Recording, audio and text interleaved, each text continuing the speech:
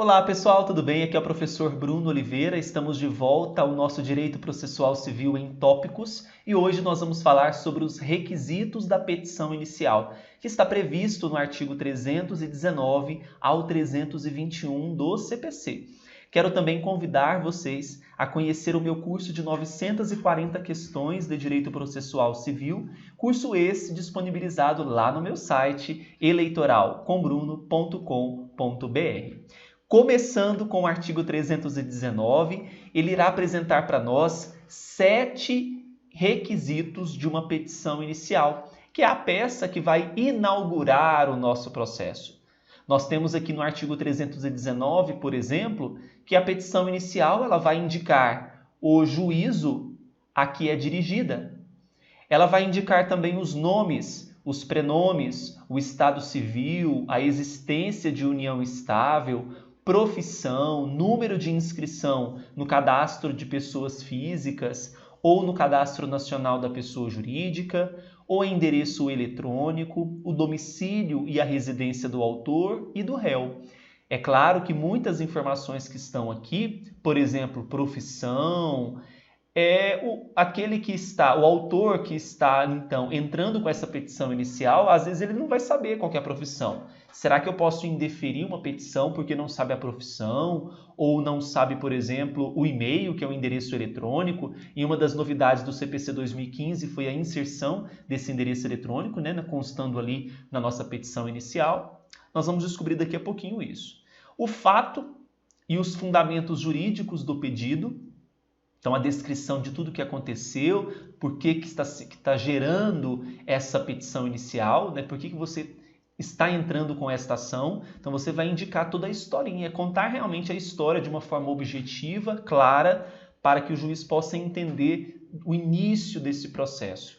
O pedido com as suas especificações, então nós vamos ter uma parte da petição que se destina aos pedidos, o valor da causa, as provas com que o autor pretende demonstrar a verdade dos fatos alegados e a opção do autor pela realização ou não de audiência de conciliação ou mediação. Daqui a pouco nós vamos descobrir o que acontece se não houver essa menção, essa opção ou não pela audiência de conciliação ou mediação. E em um vídeo específico nós trataremos só sobre isso, tá? Então, o primeiro ponto é que essa peça é a mais relevante do processo. Ela inaugura o processo. Uma das exigências, um dos requisitos, que é o domicílio e residência, é importante mencionar porque eles vão ajudar a determinar a competência para a propositura das ações. Por isso a importância de se mencionar o domicílio e residência. Quanto à realização da audiência de conciliação, lembra que eu falei para vocês que se houver silêncio, se for silente em relação a esse assunto, como que o CPC interpreta? Será interpretado como concordância em relação à realização de audiência. Então, se você não menciona na petição que deseja ou não deseja a audiência de conciliação e mediação, interpreta-se como concordância, tá bom? O parágrafo 1º do artigo 319 diz que caso não disponha, então o autor ele não dispõe das informações previstas no inciso 2º, que são aquelas que eu falei para vocês, né? Nome, prenome, estado civil, existência de união estável, profissão, endereço eletrônico. Se não dispor dessas informações, poderá o autor, na petição inicial, requerer ao juiz diligências necessárias para obter esses dados. Então, pode se manifestar na própria petição que ajuda do juiz, né, para que ele faça diligências que são necessárias para a obtenção desses dados e preenchimento desses dados. Parágrafo 2º diz que a petição inicial, aquela pergunta que eu tinha feito no início, ela não vai ser indeferida, olha só, se, a despeito da falta de informações a que se refere o inciso 2º, for possível a citação do réu. Então, se em alguma situação, por exemplo, nós temos ali informações que são suficientes para citar o réu que dá entrada nesse processo, né? O momento que eu vou citar o réu para que ele tenha conhecimento desse processo. Com base no princípio da cooperação, eu não vou obstar o prosseguimento dessa petição se algum desses dados que faltarem, por exemplo, o endereço eletrônico, isso não vai impedir com que eu cite o réu, tá bom? Se as informações que estão ali forem possíveis para citar esse réu, não há nenhum probleminha, tá bom? O parágrafo 3º prevê que a petição inicial não será indeferida pelo não atendimento ao disposto no inciso 2º deste artigo, se a obtenção de tais informações tornar impossível ou excessivamente oneroso o acesso à justiça. Então, a petição ela não é indeferida pelo não atendimento ao que dispõe aquele inciso 2º, aquela série de informações, se a obtenção de tais informações tornar impossível ou excessivamente oneroso o acesso à justiça, tá bom? Se fosse necessário, o acesso à justiça estaria sendo negado, e é claro que não é essa a nossa missão, né? O 320 diz que a petição inicial ela será instruída com os documentos indispensáveis à propositura da ação. Por exemplo, nós temos aqui numa ação reivindicatória, preciso ali que seja instruído com a escritura, ou numa ação anulatória, com um contrato, né? Então, existem ali documentos que são essenciais para a petição, por isso que eles deverão ser ali constar junto à petição.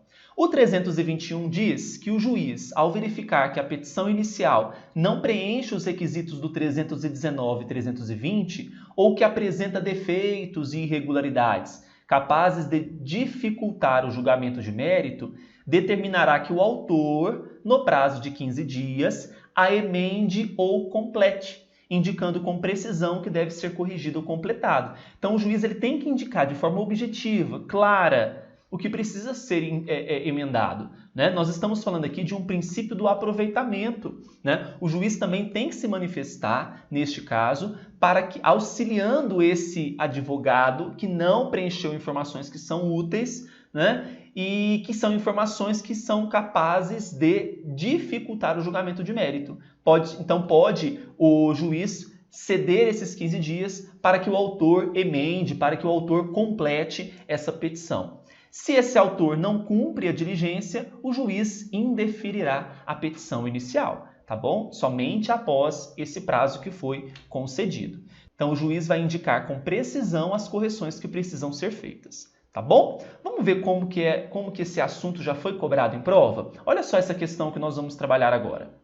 A primeira questão foi cobrada pela banca FGV, concurso Ministério Público do Estado do Rio de Janeiro, ano 2018. Olha só, não constitui requisito da petição inicial. Então, eu quero que identifique aqui para mim aquilo que não é requisito daquele artigo 319. O órgão jurisdicional ao qual é dirigida é requisito? Sim, o juízo ao qual é dirigido é requisito. O pedido? Também. A regra jurídica aplicável ao caso? Olha só, pessoal, cuidado. Porque, na verdade, os fundamentos do pedido é um requisito, mas eu não preciso identificar aqui os artigos exatamente, a linha, parágrafos, isso não é necessário. Tá? A regra jurídica aplicável ao caso não é requisito. O valor da causa, sim, e as provas com que o autor pretende demonstrar a verdade dos fatos alegados também será requisito. Então, a letra C é o nosso gabarito. Próxima questão.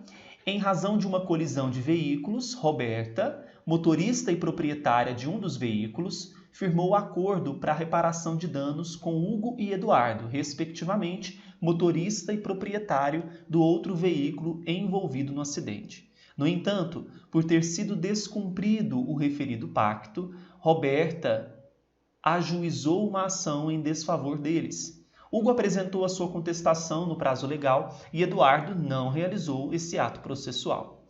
Considerando essa situação, vamos julgar o item. Se na petição inicial apresentada por Roberta faltarem provas indispensáveis à demonstração da verdade dos fatos por ela alegados, o juiz deverá indeferir imediatamente a inicial? A resposta é que não, né, pessoal? Por quê?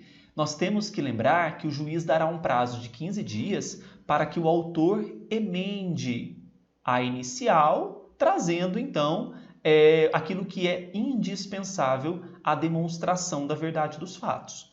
Tá bom? Então, essa questão está incorreta. Bem, pessoal, Foi isso. A gente então observou duas questões. Qualquer dúvida você pode mandar por e-mail ou nos procurar pelo Instagram. Fiquem com Deus e um grande abraço para vocês. Tchau, tchau.